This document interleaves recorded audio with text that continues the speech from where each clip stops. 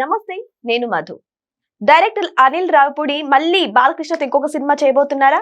మళ్ళీ ఆ సినిమాని భగవంత్ కేసరికి ప్రీక్వెలా సీక్వెలా? అయితే రోజు మనం తెలుసుకుందాం. ప్రస్తుతం మనతో పాటు ఉన్నారు సీనియర్ జర్నలిస్ట్ సిఎస్ రావు గారు. వారిని అడిగి మరిన్ని విషయాలను తెలుసుకుందాం. నమస్కారం sir. Sir, director Anil Ravipudi గారు మళ్ళీ బాలయ్యతో ఇంకొక సినిమా చేయబోతున్నట్లు కొన్ని వార్తలు అయితే వైరల్ అవుతున్నాయి. మరి ఇందులో నిజం ఎంత ఉందంటారు? ఒకవేళ తీస్తే అది భగవంత్ కేసరికి ప్రీక్వెల్ గా అయ్యే అవకాశం ఉందంటారా? సో ఒక ఇంటర్వ్యూలో అనిల్ రావిపూడి గారు చెప్పారు, ప్రీక్వెల్ కానీ సీక్వెల్ కానీ తీయాలి అనే ఆలోచన వస్తే భగవత్ కేసరికి సంబంధించినటువంటి ప్రీక్వెల్ తీసే అవకాశాలు ఉన్నాయి అని చెప్పి అన్నారు. ఒకవేళ ఆలోచన వస్తే అన్నారు, తీస్తానని చెప్పలా ఒక ఇంటర్వ్యూలో. సో దాంతో బాలయ్య ఫ్యాన్స్ ఫుల్ ఖుషిలో ఉన్నారు. కారణం ఏంటంటే సినిమా ఇండస్ట్రీలో ఒక్కొక్కరితో ఒక హావా. ఇప్పుడు అనిల్ రావిపూడి హావా నడుస్తుంది తెలుగు సినిమా ఇండస్ట్రీలో. ఆయన తోటి సినిమా తీయడానికి, ఆయన డైరెక్షన్లో సినిమా తీయడానికి ఈవెన్ చిరంజీవి గారు మనశంకర్ వరప్రసాద్ సినిమా సక్సెస్ఫుల్ మీట్లో నాతోటి మళ్ళీ ఇంకో సినిమా దీని హెలికాప్టర్ గిఫ్ట్ ఇస్తేనే తీస్తానంటావేమో అని చెప్పి సెటైర్ కూడా వేశారు. అది సెటైర్ కింద కనిపించినప్పటికీ కూడా అనిల్ రావిపూడి డైరెక్షన్కి ఉన్నటువంటి డిమాండ్ ఎంతో తెలియజేస్తుంది ఆయన డైలాగ్. యాక్చువల్గా వరుస ఫ్లాపులతోటి పాపం సక్సెస్ కోసం వేచి చూసి నిరీక్షించి నీరసించిపోయినటువంటి మెగాస్టార్ చిరంజీవి గారికి బ్లాక్ బస్టర్ హిట్ ఇచ్చాడు అనిల్ రావిపూడి. ఆయనతో సినిమా తీస్తున్నప్పుడే ఇతని మీద టాలీవుడ్లో కొన్ని గాసిప్స్ వచ్చాయి. ఎందుకనంటే చిరంజీవి గారితో సినిమా తీస్తే ఇంకా డైరెక్టర్ అవుట్ అనేటువంటి ఒక ప్రచారం తీసుకొచ్చారు. ఎందుకంటే హ్యాట్రిక్ విజయాలు సాధించినటువంటి డైరెక్టర్స్ ఆయనతోటి ఈ మధ్యకాలంలో తీసినటువంటి సినిమాలు అవన్నీ ఫ్లాప్ అయినాయి. డైరెక్టర్స్ కూడా కనుమరుగైపోయారు ఆల్మోస్ట్ ఫీల్డ్ లో అంత క్రేజ్ లేకుండా. అలాంటి పరిస్థితే అనిల్ రావిపూడికి వస్తుంది అనేటువంటిది ఒక ప్రచారం చేశారు. కానీ ఆ సెంటిమెంట్ ని బ్రేక్ చేస్తూ అనిల్ రావిపూడి బ్లాక్ బస్టర్ ఇచ్చారు మెగాస్టార్ చిరంజీవికి. సో అది చిరంజీవికి కొత్త ఉత్సాహాన్ని ఇచ్చింది అనుకోవాలి. ఆయనకి ఎంటైర్ కెరీర్ ఒక ఎత్తు అయితే, ఇప్పుడు అనిల్ రావిపూడి ఇచ్చినటువంటి బ్రేక్ ఏదైతే ఉందో అది మరొక ఎత్తు అని చెప్పేసి అనుకోవాలి. ఎందుకంటే 73+ ఏజ్ లో ఆయన నేను హీరోగా క్రేజ్ తగ్గిపోతుంది అని చెప్పేసి ఆయనలో బాధ ఉంది. ఎందుకు ఆ బాధ ఉందని నేను అంటున్నానంటే, నీకే చెప్పాడా అని చెప్పేసి అనుకోవచ్చు ఎవరైనా చూసేవాళ్ళు. ఇప్పుడు ఆయన ఒక ఇంటర్వ్యూలో మాట్లాడుతూ వాళ్ళ మనవరాళ్ళు ఉన్నారు కదా, ఎక్కువ మంది మనవరాళ్ళే ఉన్నారు, ఇది ఒక లేడీస్ హాస్టల్ లాగా ఉంది మా ఇల్లు అనేది కూడా అన్నారు ఆయన. అంటూ ఆయన ఒక మాట అన్నారు, ఇప్పుడు నేను హీరోని, నా సినిమాలు మీరు చూడరా అంటే వాళ్ళు ఎవరు, నువ్వు హీరోవా అని చెప్పి పెద్ద యాక్సెప్ట్ చేసేవాళ్ళు కదా. వాళ్ళకి వాళ్ళేమో సినిమాలు ఇప్పుడు లేటెస్ట్ హీరోలు చూస్తుంటారంట. మధ్యలో ఈయన వచ్చి ఆయన సినిమా పెడితే తాతయ్య ఈ సినిమా వద్దని చెప్పేసి పక్కకు పెట్టేవాళ్ళంట. ఆ ఇంటర్వ్యూలో చెప్పారు. అంటే ఆయన ఫేడ్ అవుట్ అవుతున్నాము అనేటువంటి ఫీలింగ్ లో ఉన్నటువంటి సమయంలో ఇప్పుడున్నటువంటి హీరోలకి ఏమాత్రం తీసిపోకుండా స్టామినా ఇంకా ఉంది నాకు అని నిరూపించుకున్నటువంటి సినిమా ఇది మనశంకర్ వరప్రసాద్. లేదంటే ఆయన అప్పటి వరకు బాగా డౌన్ ట్రెండ్ లో ఉన్నారు. ప్లస్ వాళ్ళ పిల్లలతో కూడా మనోరాలతో కూడా ఇప్పుడు క్యాజువల్ గా అది చెప్పినప్పటికి కూడా వాస్తవం అది లోపల ఉన్నటువంటి భావన అది. సో అది ఉంటే కనుక ఇప్పుడున్న హీరోలతో నేను పోటీ పడలేకపోతున్నానేమో అనే ఫీలింగ్ ఆయన ఉందనిపించింది ఆ డైలాగ్ వింటే నాకు. సో ఇప్పుడేంటి, ఇప్పుడు వచ్చే హీరోల కంటే నేనే టాపు, 350 కోట్ల రూపాయలు కలెక్షన్స్, అవసరమైతే 400 కోట్లు కూడా వెళ్ళేటట్టు ఉంది ఆ సినిమా. సో అది బ్లాక్ బస్టర్ హిట్, ఊహించినటువంటి హిట్ అది. సో దాంతో ఆయన సక్సెస్ఫుల్ మీట్ లో అనిల్ రావిపూడి ఇచ్చినటువంటి సక్సెస్ కిందనే భావిస్తున్నాడు ఆయన.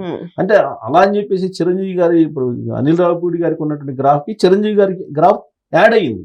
దాంతో యాక్చువల్గా 200 కోట్ల సినిమా కాస్త 400 కోట్లకి అయింది.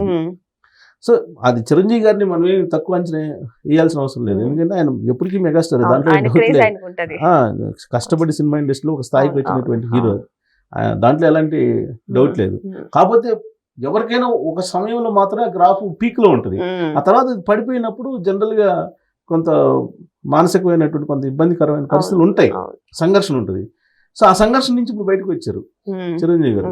సో ఇక ఇప్పుడు మళ్ళీ కొత్త క్రేజ్ తోటి మొదలవుతుంది, మళ్ళీ స్టార్ట్ అవుతుంది. సో అలాంటి బ్రేక్ ఇచ్చారు. సో ఈ బ్రేక్ ఇచ్చిన తర్వాత బాలయ్య అమ్మలు అనిల్ రావిపూడికి ఫోన్ చేయడం మొదలు పెట్టారంట. బాలయ్య తోటి మరి ఇప్పుడు సినిమా భగవత్ కేసరి తీసారు కదా, అది బాగా బ్లాక్ బస్టర్ హిట్ అయింది. మరి బాలయ్య గారితో ఎప్పుడు సినిమా తీస్తావు అని చెప్పి బాగా ఫోన్లు చేశారంట ఈ మధ్యకాలంలో. ఆయన ప్రెస్ మీట్ లో చెప్పిందంట. అప్పుడు ఆ సందర్భంగా బాలయ్యది సీక్వెల్లో ప్రీక్వెల్లో ఏదన్నా ఆలోచన వస్తే నేను తీస్తానని చెప్పి భగవత్ కేసరిని ఉదాహరిస్తూ భగవత్ కేసరి ప్రీక్వెల్ తీయాలి అని చెప్పేసి ఒక ఆలోచన ఉంది. అది కనుక తీస్తే ఖచ్చితంగా మోక్షజ్ఞని కూడా పెట్టి తీయాలి అనేటువంటి ఒక ఆలోచన ఉన్నట్టు ఆయన లీక్ ఇచ్చాడు. సో దీంతో నందమూరి హీరో ఫ్యాన్స్ లో మంచి జోష్ ఇవాళ సోషల్ మీడియా మొత్తం అదే ఇక మోక్షజ్ఞ రాబోతున్నాడు. ఇప్పుడు మోక్షజ్ఞ ఆల్రెడీ ప్రాజెక్ట్ లో ఉన్నట్టున్నారు. ప్రశాంత్ వర్మ సినిమా తీస్తున్నారు. దాని తర్వాత సినిమా మోక్షజ్ఞ ఇదేను అనేది.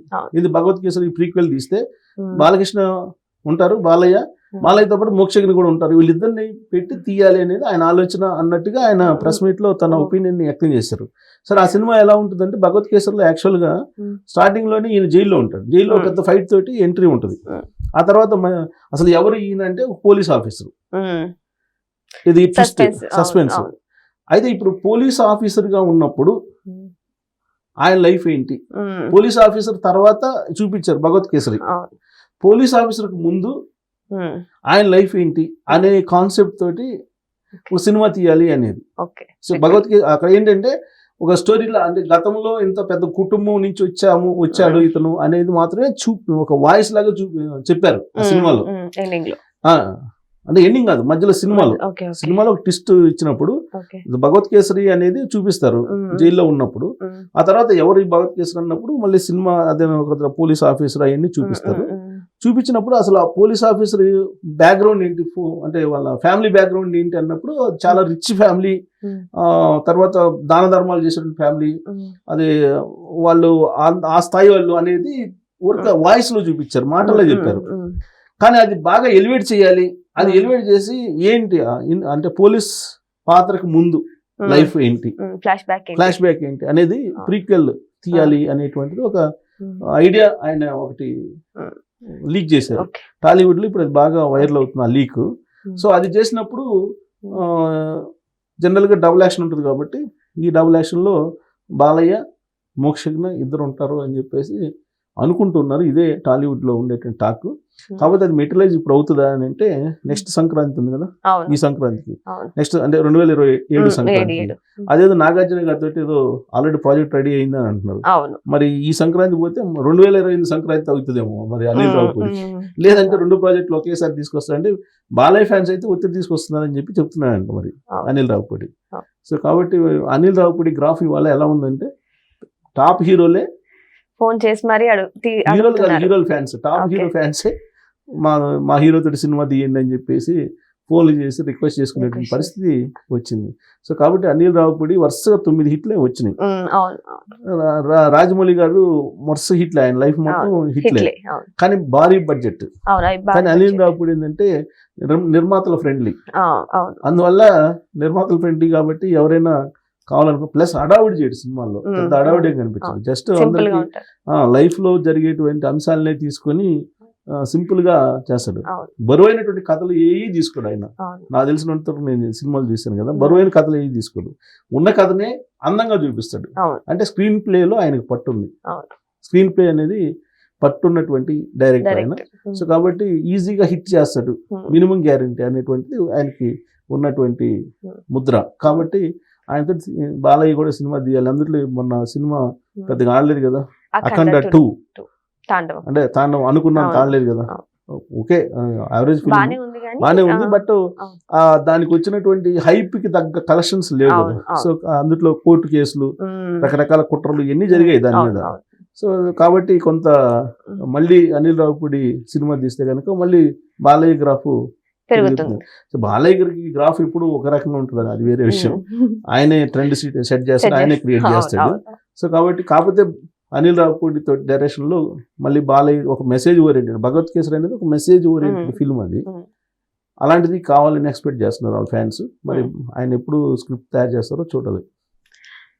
సంక్రాంతికి వస్తున్నాం అన్న మూవీ దగ్గర నుంచి ఇంతకు ముందు మూవీస్ కావచ్చు, ప్రెజెంట్ మూవీస్ కావచ్చు, ప్రతి ఒక్కటి కూడా అనిల్ రావుపూడి డైరెక్షన్ లో వచ్చినట్టు సంక్రాంతి రోజు రిలీజ్ అయ్యి భారీ హిట్లను అయితే అందుకుంటున్నాయి. మరి వచ్చే సంక్రాంతికి మరి బాలయ్య బాబుతో సినిమా తీసి రిలీజ్ చేస్తారా, లేకపోతే ఆయన చెప్పినట్టుగానే నాగార్జున గారితో సినిమా తీసి హైలైట్ చేస్తారనేది మనం వెయిట్ చేసి చూడాల్సిందే. ఏదేమైనా సరే అనిల్ రావిపూడి సినిమాలు మాత్రం ఇప్పుడు బ్లాక్ బస్టర్ గా నిలుస్తున్నాయి. మరి మనం అందరం వెయిట్ చేద్దాం ఏ హీరో సినిమా ఈ సంక్రాంతికి రాబోతుందో. Thank you so much. Thank you.